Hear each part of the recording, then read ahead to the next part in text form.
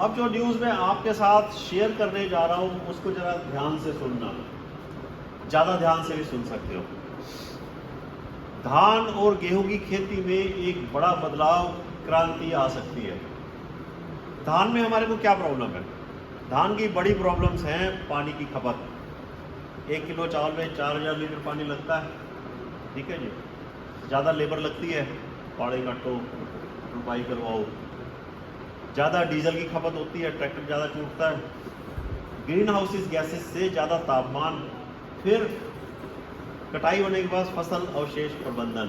आग लगा नहीं सकते, तो लगाते हैं तो छुट छुट के लगाते हैं, चलान का डर रहता है, मजबूरी होती है, कारण कई भी हो सकते हैं। गेहूं में जब हम धान के हल चलाते हैं तो हल ज़्यादा चलाने पड़ते हैं गेहूं की बिजाई के लिए और खेत तैयार करने के लिए। ऊपर से मंडूसी की प्रॉब्लम, खरपतवारों की प्रॉब्लम। 2 कंपनियां हैं, एक है राइस टेक और एक है माइको, बाहर की कंपनियां।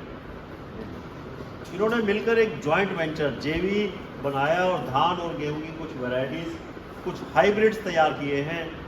ICAR दिल्ली के साथ मिलकर ट्रायल्स किए हैं, ट्रायल्स ओके हुए हैं और अब किसानों के खेतों में बीज ट्रायल्स के लिए दिया गया है, बेचा भी गया है और ICAR ने भी बेचा है, कुछ किसानों को किट दी गई है।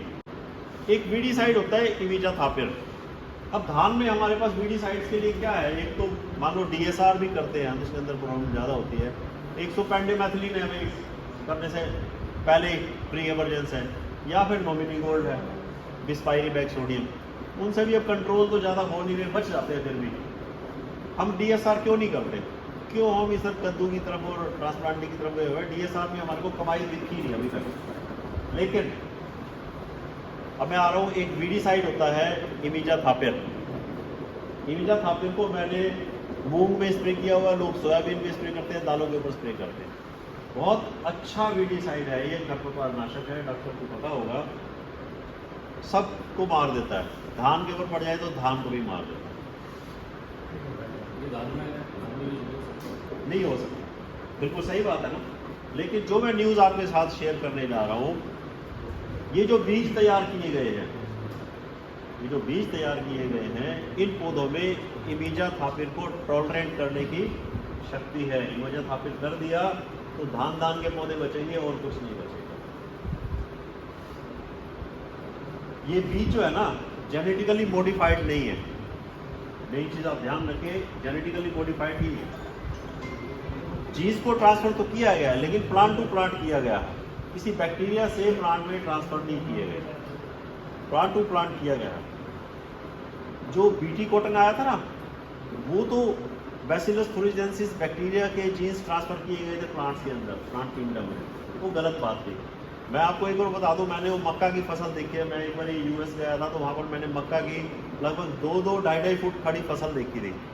उसमें वो क्या करते हैं, मक्का उगाते हैं, वो GM क्रॉप है मक्का की, वो GM क्रॉप है।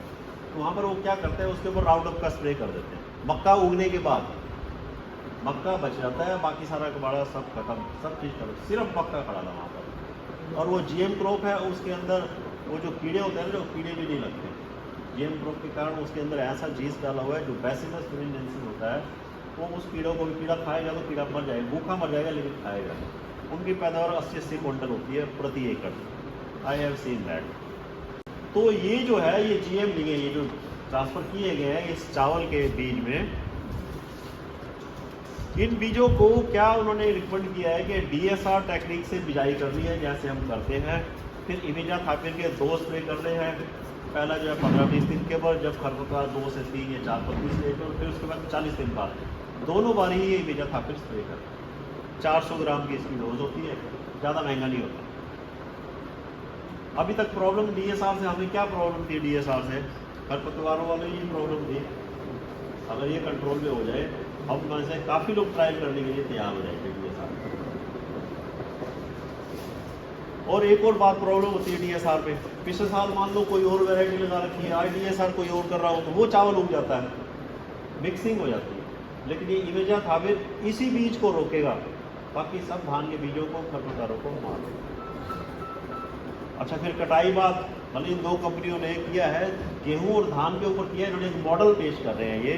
फिर कटाई के बाद अवशेषों को आग ना लगाकर सुपर सीडर टेक्निक से कहते हैं गेहूं की बिजाई करो, फिर उसके बाद गेहूं के बीज भी इसी तरह से तैयार किया और फिर उनके ऊपर ये खरपतवार जो है ना स्प्रे करो। किसी तरह का कोई झंझट नहीं रहेगा, मलूसी भी कंट्रोल। मैं समझता हूँ कि साइंटिस्ट और किसानों के लिए एक सपना सा लगता है, ये बड़ी बड़ी प्रॉब्लम्स अगर सॉल्व हो जाती हैं तो